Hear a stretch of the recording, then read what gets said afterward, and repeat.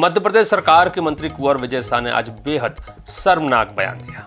उन्होंने colonel Sophia Qureshi को लेकर बेहद आपत्तिजनक टिप्पणी की। वही कर्नल सोफिया कुरैशी जो भारत पाकिस्तान के बीच बने जंग के हालातों पर लगातार प्रेस ब्रीफिंग दे रही थी। क्या है वह बयान जिसके बाद मध्य प्रदेश के इस मंत्री ने न सिर्फ सरकार की छवि पर बट्टा लगा दिया, बल्कि सेना के साहस, शौर्य और एकता की चमक को भी फीका करने की नापाक कोशिश की। बताएंगे आपको विस्तार से। मैं हूं अभिषेक और आप देख रहे हैं द आईएनएच शो।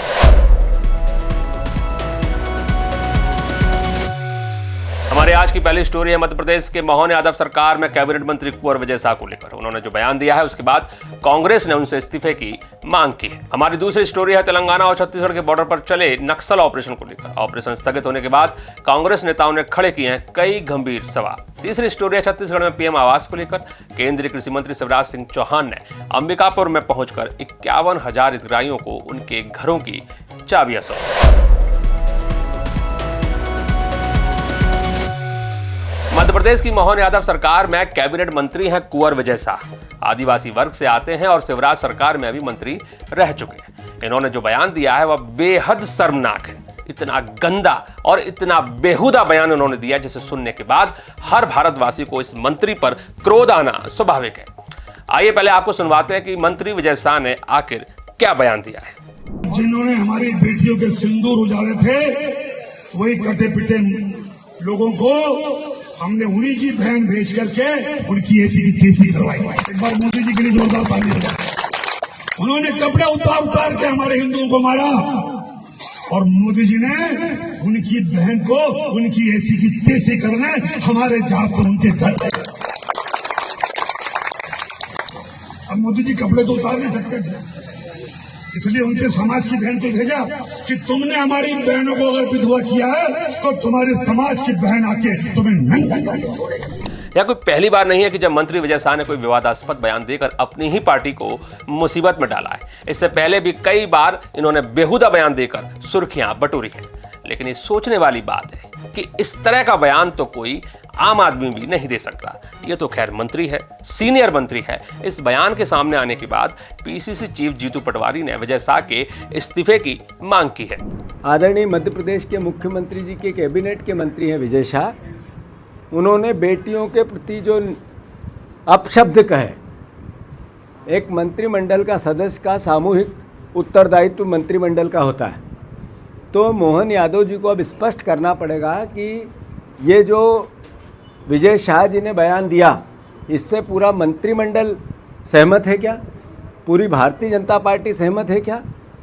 और अगर भारतीय जनता पार्टी सहमत नहीं है तो इसी वक्त विजय शाह को बर्खास्त करना चाहिए। विजय शाह जी को इसी वक्त बर्खास्त करना चाहिए। विजय शाह आदिवासी वर्ग के कार्यक्रम हलमा के दौरान ये बातें बोल रहे थे। उस समय बीजेपी की पूर्व मंत्री ऊषा ठाकुर सहित कई वरिष्ठ नेता भी मंच पर मौजूद थे, लेकिन किसी ने भी विजय शाह को नहीं टोका, बल्कि उनके इस बयान पर तालियां बजाईं।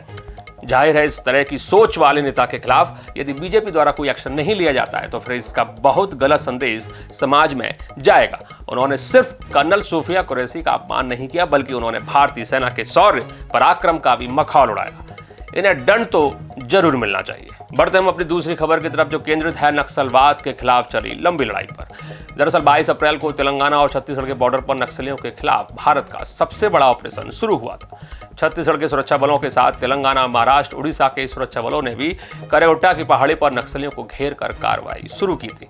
लेकिन ऑपरेशन शुरू होने के 4 दिन बाद ही तेलंगाना की ओर से नक्सलियों के साथ शांति वार्ता के प्रस्ताव आना शुरू हो गए थे। तेलंगाना की ओर से नक्सलियों के खिलाफ की गई घेराबंदी भी कमजोर हो गई और मीडिया रिपोर्ट्स में, कई सारी मीडिया रिपोर्ट्स में इस तरह का दावा किया जाने लगा कि करेउट्टा की पहाड़ी से हिडमा, देवा और दामोदर जैसे खूंखार नक्सली कमांडर भाग निकले। हालांकि इसकी कोई पुष्टि नहीं हुई। फिर खबरें आई कि इस ऑपरेशन में तकरीबन 22 नक्सली मारे गए, लेकिन गृह मंत्री विजय शर्मा ने इन आंकड़ों का खंडन कर दिया। अब आज एक बार फिर से एक नया आंकड़ा आता है कि 22 नहीं 30 नक्सली मारे गए, लेकिन इन आंकड़ों को लेकर सरकार की तरफ से बड़ी गफलत पैदा की गई। इसी वजह से कांग्रेस को सरकार को घेरने का मौका मिल गया और पूर्व सीएम भूपेश बघेल ने बीजेपी सरकार को आड़े हाथों लिया। उन्होंने आरोप लगाया कि मारे गए नक्सलियों की संख्या को लेकर और एंटी नक्सल ऑपरेशन के रिजल्ट को लेकर सीएम और डिप्टी सीएम के बयानों में बड़ा विरोधाभास है। ऐसे में इस ऑपरेशन से हासिल क्या हुआ, उस बारे में सरकार को जनता को बताना चाहिए। अब कितने नक्सली मारे गए और उनकी पहचान क्या है, इस बारे में सरकार की प्रतिक्रिया का इंतजार है। केंद्रीय कृषि मंत्री शिवराज सिंह चौहान ने मंगलवार को छत्तीसगढ़ के अंबिकापुर में पहुंचकर बड़ी सौगात दी। मोर आवास मोर अधिकार कार्यक्रम के तहत 51,000 हितग्राहियों को पीएम आवास योजना के तहत घरों की चाबियां सौंपी गई। शिवराज सिंह चौहान ने इस मौके पर आरोप लगाए कि कांग्रेस की भूपेश बघेल सरकार ने हितग्राहियों के लिए केंद्र से आए पीएम आवास योजना की राशि आवंटित नहीं होने दी थी। लेकिन अब छत्तीसगढ़ में डबल इंजन की सरकार है, इसलिए जितने भी हितग्राही पीएम आवास योजना के थे, आज के इस कार्यक्रम के साथ ही सभी हितग्राहियों को पीएम आवास योजना के तहत घर उपलब्ध करा दिए गए। शिवराज सिंह चौहान ने कहा कि छत्तीसगढ़ में अब कोई बिना आवास के नहीं रहेगा। शिवराज सिंह चौहान के साथ ही सीएम विष्णुदेव साय और डिप्टी सीएम विजय शर्मा ने भी जमकर कांग्रेस के खिलाफ भड़ास निकाली, लेकिन कांग्रेस ने भी पलटवार किया और बीजेपी के आरोपों को नकार दिया। आपको हमारा ये शो कैसा लग रहा है, कमेंट करके जरूर बताइएगा। लाइक, शेयर और सब्सक्राइब जरूर कीजिएगा। नमस्कार।